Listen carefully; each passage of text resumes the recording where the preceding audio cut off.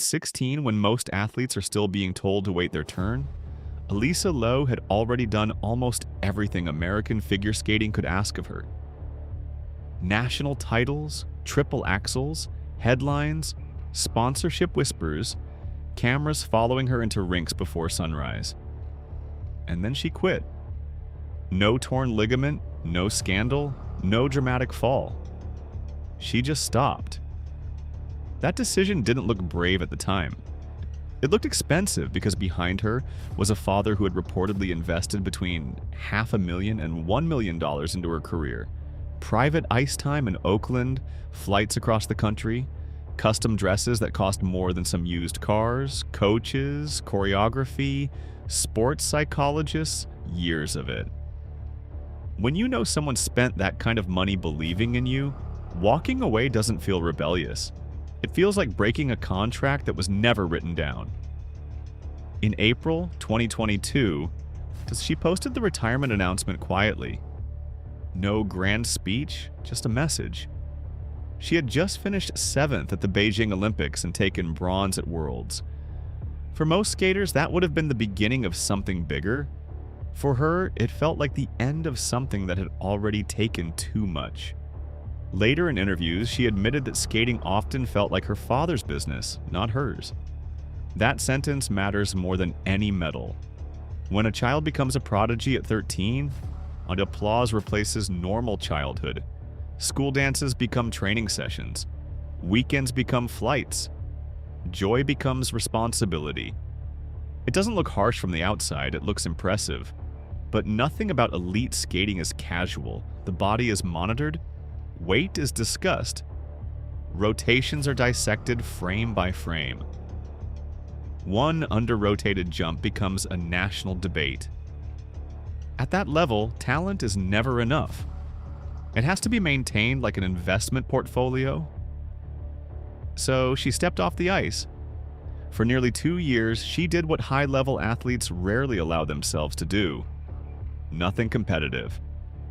She traveled, hiked to Everest Base Camp, enrolled at UCLA, went on road trips without posting every mile, woke up without a 5 a.m. practice alarm, and here's the detail people gloss over. For a long time, she did not miss skating. That says more about burnout than any statistic. Some retirements are forced, this one was chosen, and chosen retirement hits differently. There's no injury to blame, no villain, just exhaustion and relief. Then something small happened. Early 2024, a casual ski trip. No pressure, no judges, just speed and snow. She later said the adrenaline felt familiar. Her body recognized something before her mind did. Control, edge, risk. She went back to the rink just to see, according to interviews at the time, not to plan a comeback, just to test a feeling. That distinction is important because athletes who return out of fear rarely last. Athletes who return out of curiosity sometimes change everything. The first sessions weren't glorious. Rust showed. Timing was off, but something else was different too. She chose her music, adjusted her schedule, pulled back when she felt overworked. There was no machine running her. When she officially returned to competition in late 2024, it surprised people.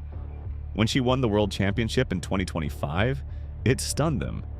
And then Milan, February 19th, 2026, free skate night, a third place going in. Not the favorite, not the headline. She skated clean.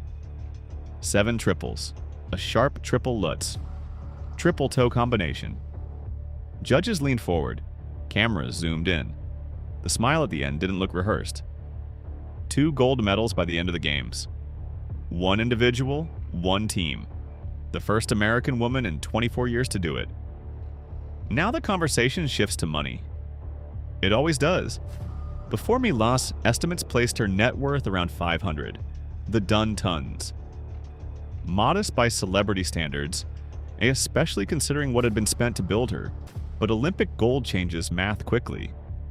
The U.S. Olympic Committee awards roughly $500 per gold medal. She earned that twice.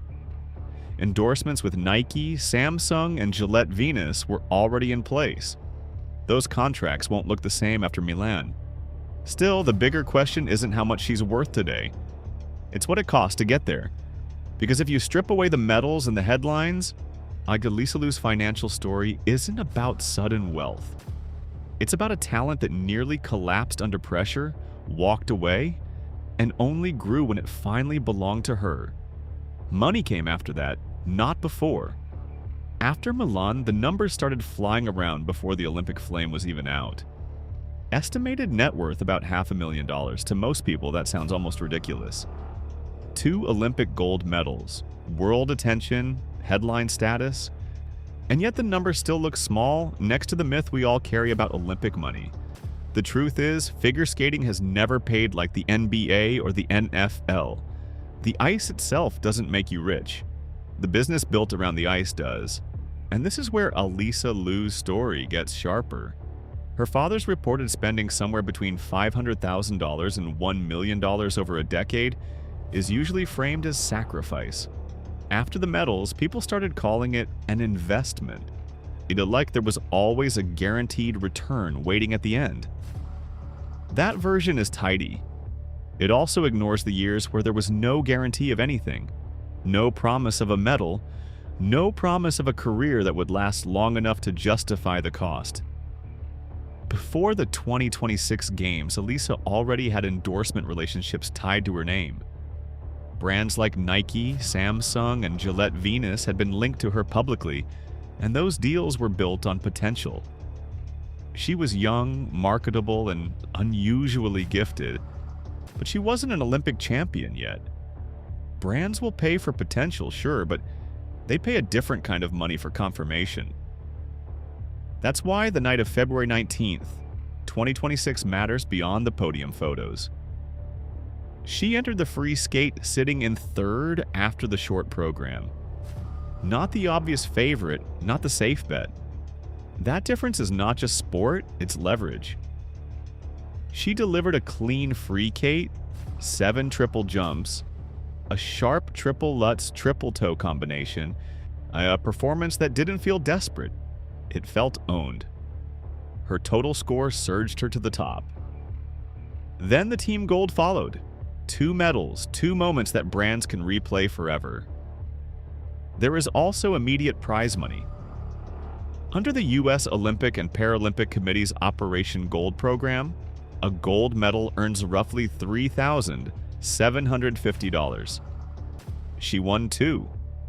That's around $75,000 the hour, 000 in direct payout. That is not the shocking part. The shocking part is what happens next quietly in contract language. Endorsements are often structured around milestones, make the team, medal, win gold. Each step can trigger bonuses, renegotiation windows, and entirely new categories of partnership. A deal signed before the Olympics often looks nothing like the deal signed after.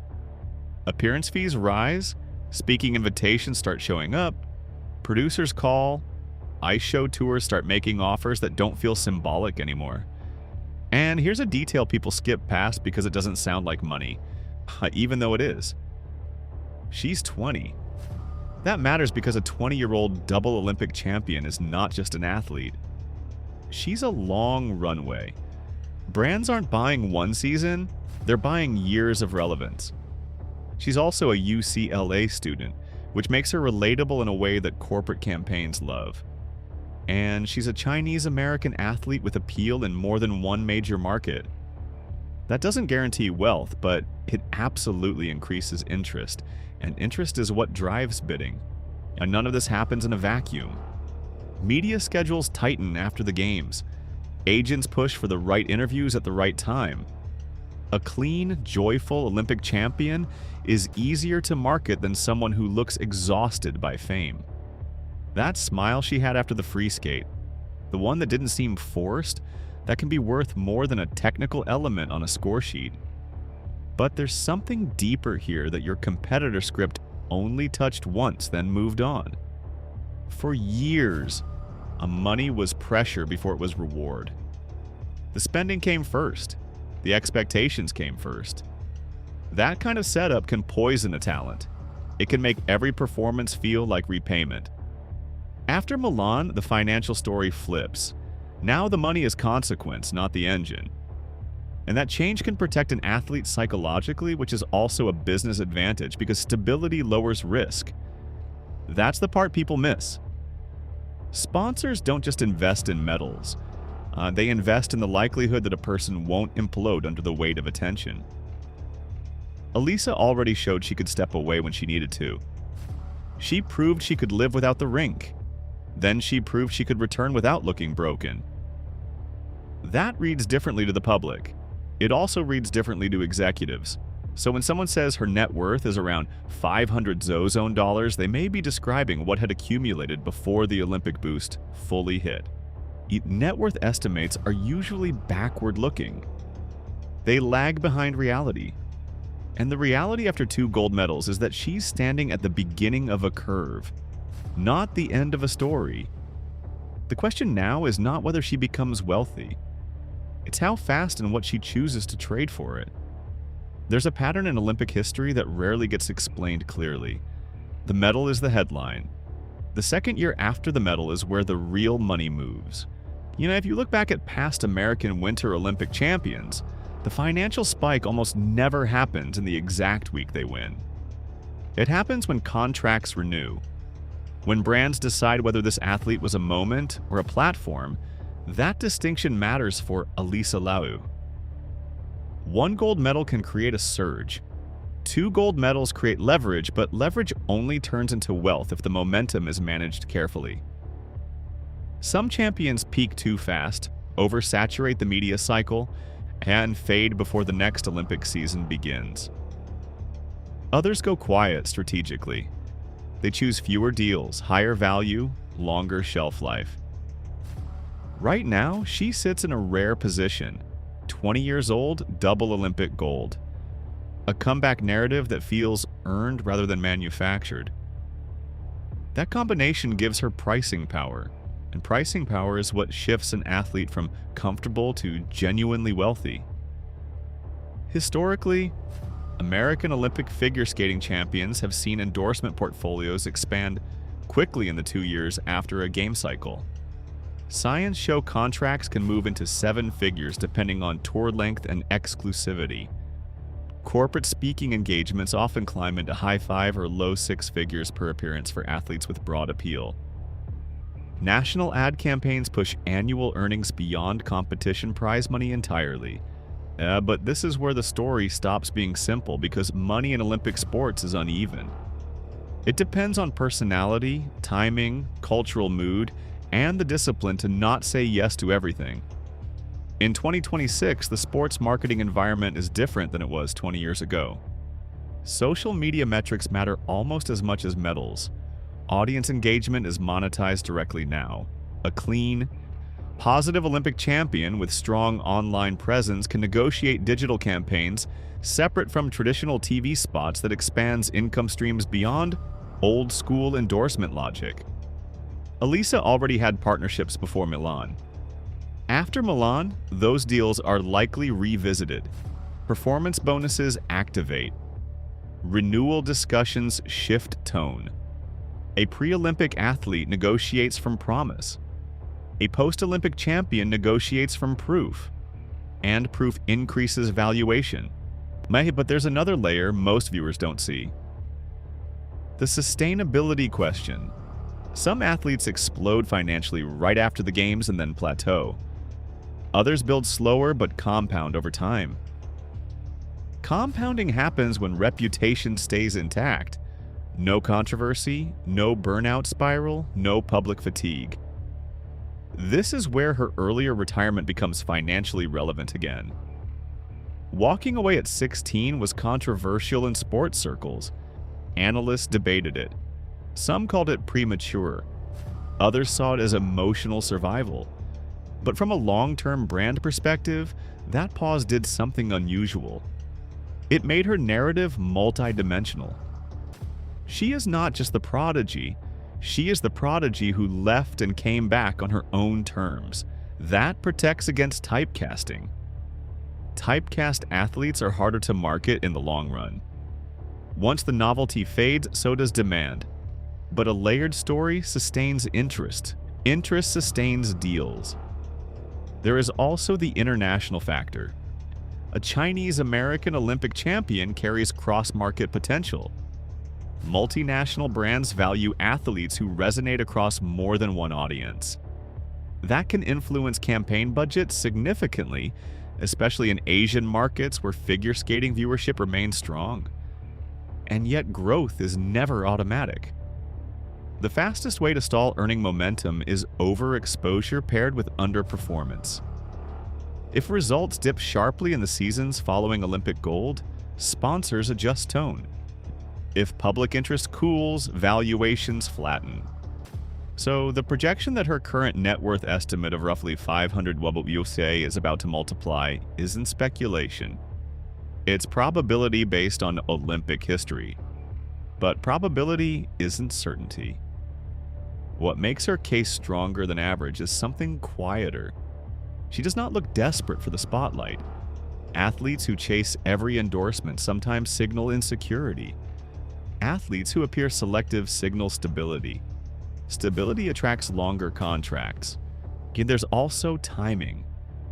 The 2026 Games ended a 24-year drought for American women in individual Olympic figure skating gold. Ending a drought carries symbolic value. Symbolism increases replay value. Replay value sustains brand storytelling across multiple campaign cycles. And here's the subtle shift. Before 2022, the dominant financial storyline around her was cost. What had been spent? What had been sacrificed? Whether it would be worth it? After Milan, the storyline becomes yield. Yield is more comfortable to discuss. It is cleaner. It feels like math, but it still depends on human factors: motivation, discipline, health. The medal guaranteed visibility. It did not guarantee longevity. Right now, Alysa Liu is not standing at the height of her financial power. She is standing at the base of it. What happens in the next 18 to 24 months will determine whether her net worth moves into the multi-million range or settles modestly compared to Olympic myths.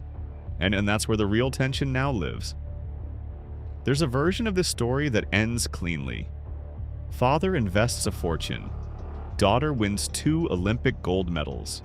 Net worth rises. Everyone nods and says it was worth it. Real life isn't that symmetrical. On paper, the math now looks promising. Roughly $75 in direct Olympic prize money from 2 gold medals. Pre-existing endorsement deals that likely shift upward after Milan. Ice show contracts waiting to be signed. Yeah, appearance fees that will no longer feel symbolic. The projection curve moves up, but projections are not bank statements and timing matters. The months after the games are loud, cameras everywhere, media tours, corporate dinners, negotiations happening quietly in hotel conference rooms. A lot of athletes get swept up in that rhythm. It feels like momentum. Sometimes it's just noise. The real question isn't what she earned in February 2026. It's what she chooses in 2027. History shows something interesting about Olympic champions, especially in individual sports. The first year after gold is chaotic. The second year reveals discipline. Some fade, some evolve, some redefine themselves beyond the medal. Alysa Liu has already shown she can walk away from something that defines her. That detail should not be underestimated financially. Because walking away once changes how you negotiate everything after. There's a subtle difference between someone chasing money and someone deciding whether money fits into their life. That difference rarely shows up in headlines, but it shows up in career length. And here's the detail that lingers. When she retired at 16, she said skating often felt like someone else's business. That sentence never really disappeared. It just quieted down. After Milan, interviews focused on joy, the smile, the feeling of choosing to be there. The body language was relaxed. No visible panic in her eyes during the free Kate that matters. Brands notice that kind of thing. Audiences notice it too, even if they can't articulate why. But joy is fragile in professional sport. Endorsements bring expectation. Expectations bring scheduling. Scheduling brings fatigue. Fatigue can slowly resemble the cage she stepped out of in 2022. Nothing about this is guaranteed. The most profitable Olympic careers are rarely the ones built only on athletic dominance. They are built on emotional consistency, public trust, absence of controversy, careful pacing. Right now, she holds leverage. A 20-year-old double Olympic champion is rare air. She ended a 24-year drought for American women in individual Olympic gold. That drought statistic alone will be mentioned in campaign pitches for years. But medals age, audiences move on, new prodigies emerge, new headlines replace old ones. The only durable asset is how she manages the next chapter. Her current estimated net worth, around $500,000 before the Olympic surge fully recalculates, is not shocking because it is enormous. It's shocking because it is small relative to the narrative built around her. We assume Olympic gold equals instant wealth.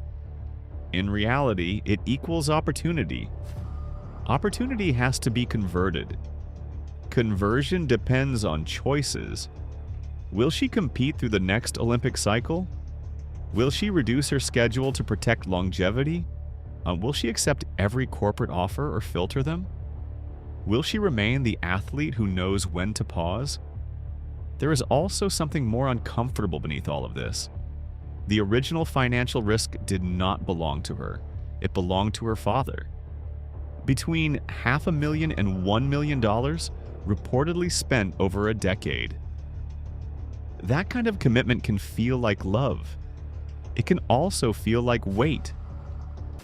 Now, for the first time, the financial power sits with her. That shift changes family dynamics, even in healthy ones. It changes who decides, who negotiates, who carries responsibility. No one talks about that publicly, but it's real. The irony is that the most valuable trait she demonstrated was not a triple loot. It was restraint. The willingness to leave when it felt wrong. The ability to return without looking frantic. If she keeps that instinct intact, the wealth projection likely grows into multiple millions over the next few years. Endorsement renewals, tour revenue, carefully selected campaigns. If she loses that instinct, money might grow faster in the short term and shrink just as quickly. Right now, Alysa Liu stands at a quiet intersection. Behind her, $1 million spent, 2 Olympic gold medals, a comeback that stunned her sport. Ahead of her, contracts not yet signed, seasons not yet skated, decisions that won't be visible until much later. And so maybe the most honest way to talk about her net worth isn't as a number. It's as a turning point. The medals are fixed, the money is fluid,